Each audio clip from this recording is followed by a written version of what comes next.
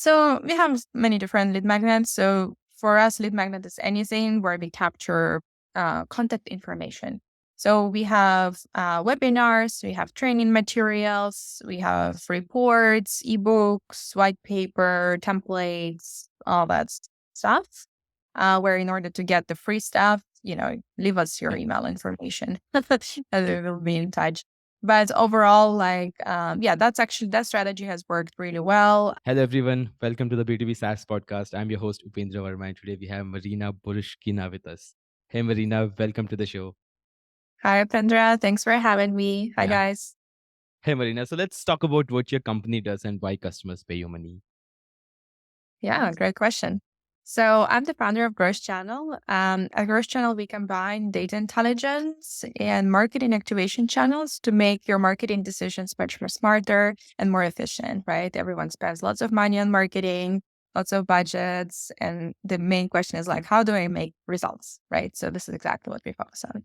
All right. So talk a bit more, right? So, there are tons of things in marketing, right? So, where exactly do you sit in a company's workflow? Maybe you could just walk us through one of your example customers, right? So that we could understand more.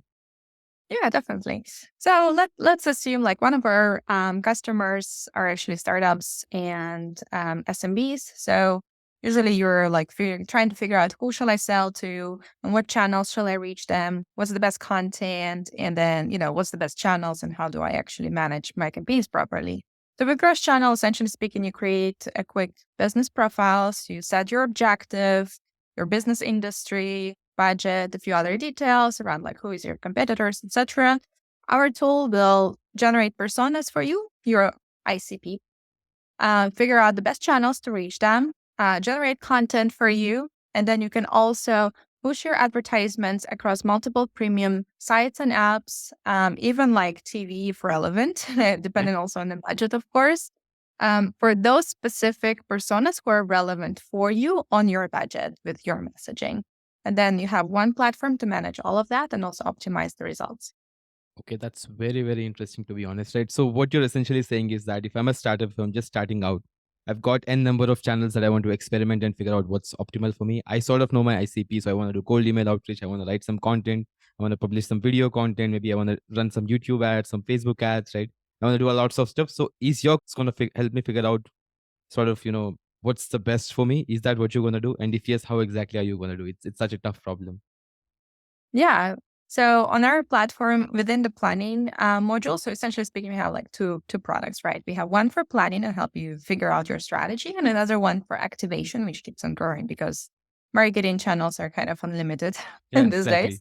So on the planning side, our platform will help you figure out the best channels, the best content, and maybe even learn a little bit more about your ACP. So even if you know like the demographics, our platform can also tell you about their pain points, what their goals are, what they like, what they don't like, what their decision criteria, all that other stuff that's still important for you to figure out your marketing campaign for them. And on the activation side, we focus right now on programmatic advertising channels. So think of it like Google Display on steroids. So we connect with about 150 ad exchanges. And there we don't just have Google Display ads, we have Microsoft, we have Yahoo, we have Zunder, AppNexus, we have native ads with Taboola and Outbrain, you have access to TV, audio, even the like digital out of home, all of that with no minimum ad spend requirements. So you don't need to sign any long-term contracts, do this boring media buying work. Their platform is just like as simple as Facebook ads, essentially speaking. Okay. So I sort of want to close this conversation, but it sounds very interesting. So are you also going to help me do stuff like cold email outreach, all of those outbound, or do you do that on your platform as well? Or do I have to buy those tools You and can sort of do some generate integration? like, let's say, for example, the content for it. If you want to do cold calling, still like, All right. and without us suggesting you, hey, this is even the right channel for you. But yeah, for example, if you already know, hey, I want to do cold calling and I need content for my script, for example, what I should be telling to the person during cold calling conversation, you can definitely generate that on the Got it. So platform as well. it's essentially a content creation engine as well as ads sort of platform combined, something like that. Yes, but I would say more like audiences, figuring out strategy and channels, tactics, all that stuff. Your content is, of course, a part of that. And then you have the programmatic advertising. Got it. All right. So yeah, let's move on to your customer base, and I'll come back, after a while to sort of understand how you're positioning this, right? Because you're doing a lot of things, right? So I really want to understand that. But just help me explain how many paying customers do you have on your platform as of today? Yeah, so we have about 2,200 business users right now, and then we also have about 300 agencies on the platform as well.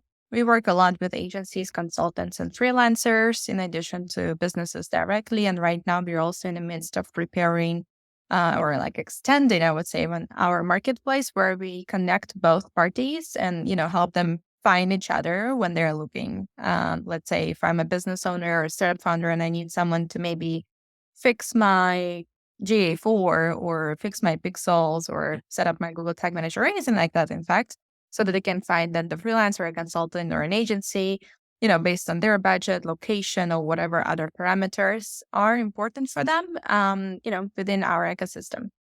And one question, is it a strict SaaS, purely a SaaS platform that you're selling to these businesses and agencies, or is there something more than just that?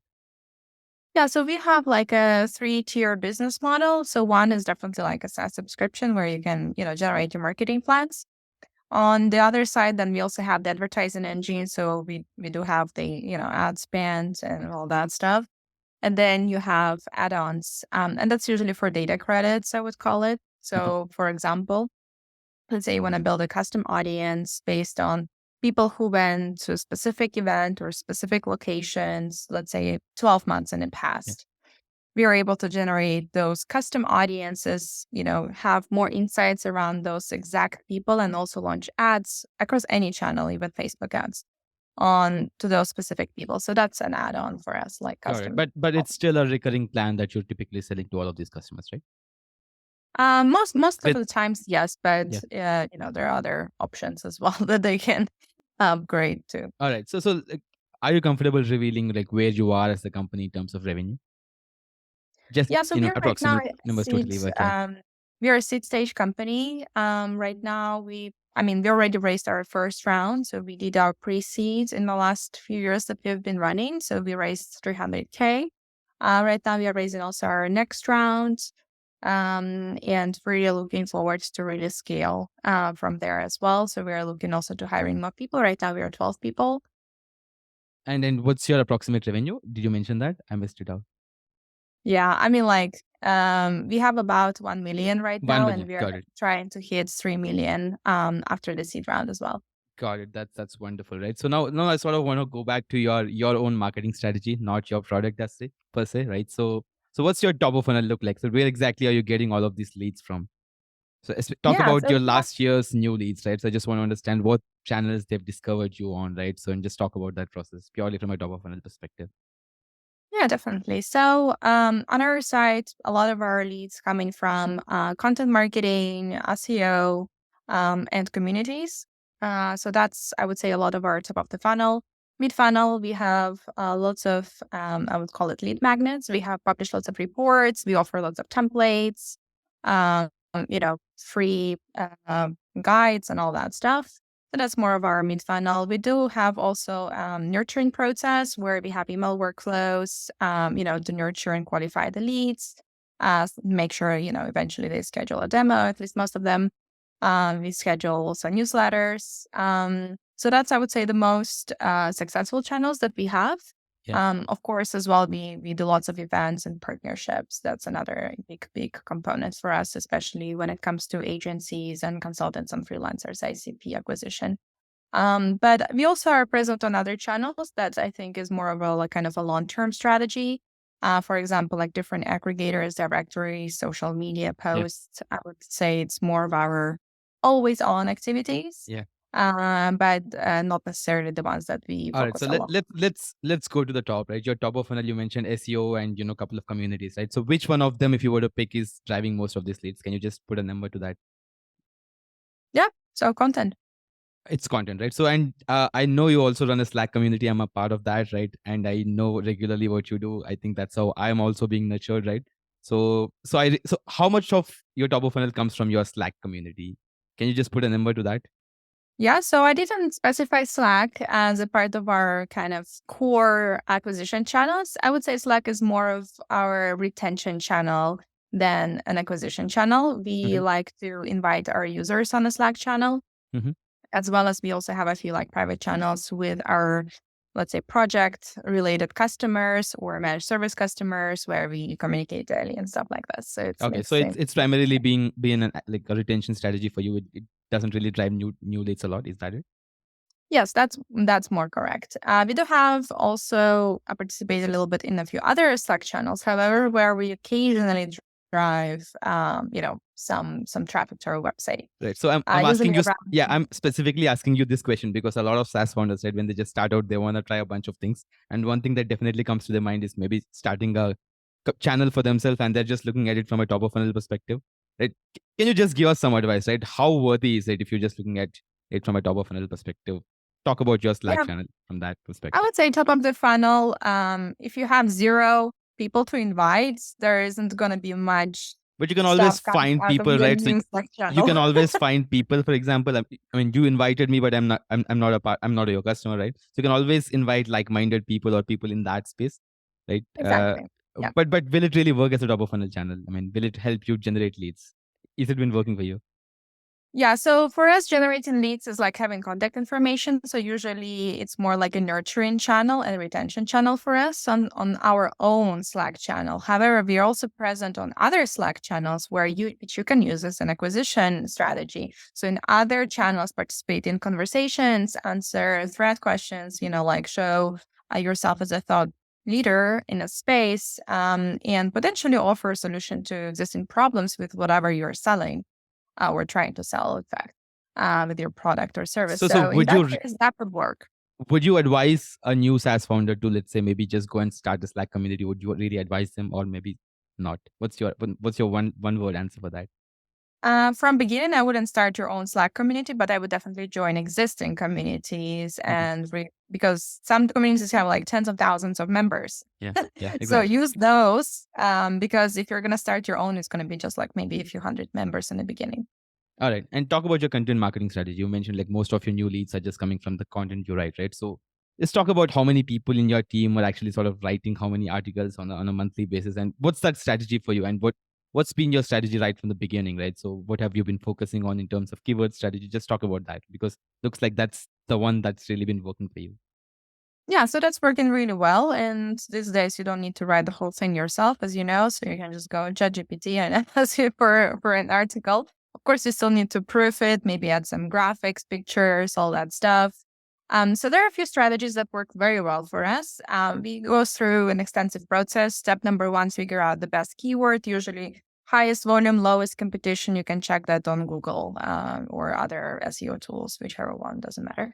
Then the second one is usually, okay, generate some, static content that's always green, something that's not very time sensitive. Yeah. So that's the second step. And usually like using, auto-generating AI tools, you can use ChatGPT, which is most probably the best one out there these days. Some of you may be already subscribed to like tools like Jasper or anything like this, which is fine too.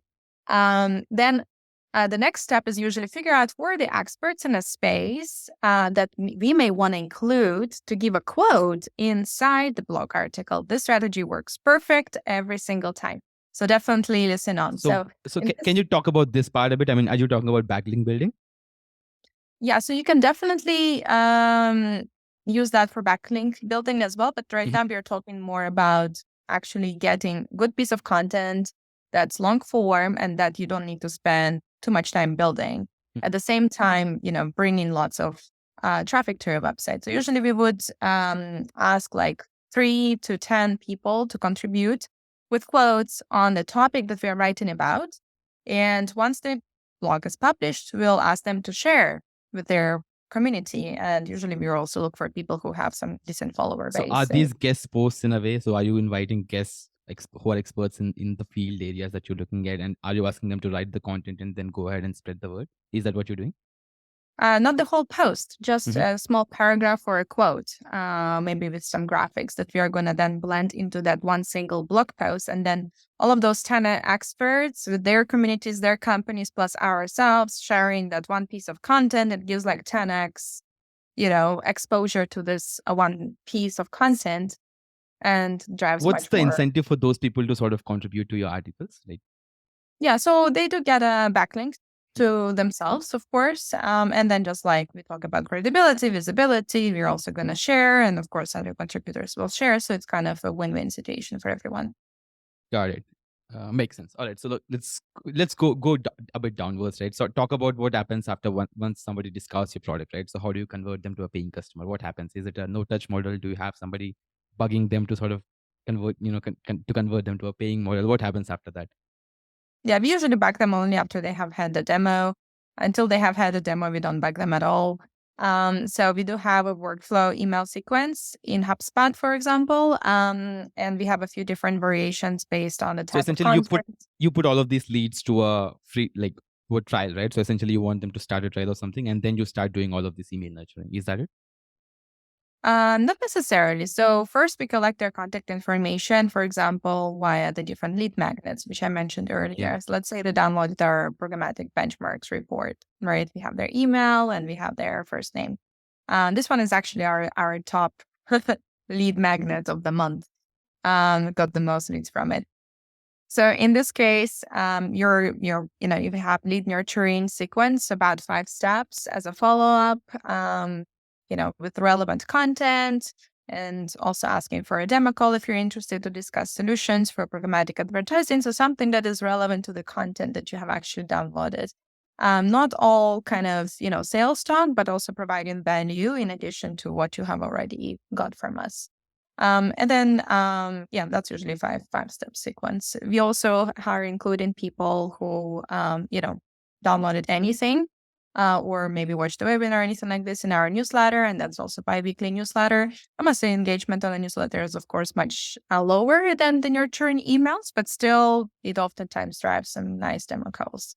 Yeah. So I've heard you talk a lot about these lead magnets. So where exactly do they fit in your funnel, right? Is it after somebody read through your blog post? Maybe do you divert them to a lead magnet and then you start collecting contact information? Is that how it works? Yes, so we have many different lead magnets. So for us, lead magnet is anything where we capture contact information. So we have webinars, we have training materials, we have reports, ebooks, white paper, templates, all that stuff. Where in order to get the free stuff, leave us your Yeah. email information and we will be in touch. But overall, that strategy has worked really well. We also try to optimize those pages as well for keywords and make sure we update it occasionally as well. It's usually also, we have more content than just, sign up here kind of thing. There is more content so that it actually ranks on Google as well. So those pages drive direct organic traffic. Plus we have exit intent pop-ups. We have related content links. We have a part of navigation and, our newsletters and social and other channels as well, promotion where we get people towards those lead magnet landing pages. Got it. So Marina, one question here, right? So you mentioned you had around 2,200 business users. Are these 2,200 businesses or are these, seeds across a bunch of businesses?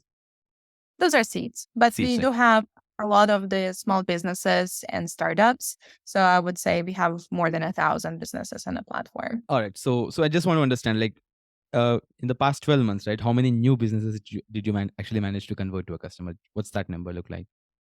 Yeah. So, like in general, we have around already like 1,000 businesses directly on the platform, but we also have about 384, Agents. I think it was earlier, like this week at least. Mhm. 384 agencies. So those are also interesting accounts for us. All right. So my question is, so whatever funnel that you've just set up, right? So it's a bunch of collecting data from lead magnets, and then you've got a bunch of nurturing sequences.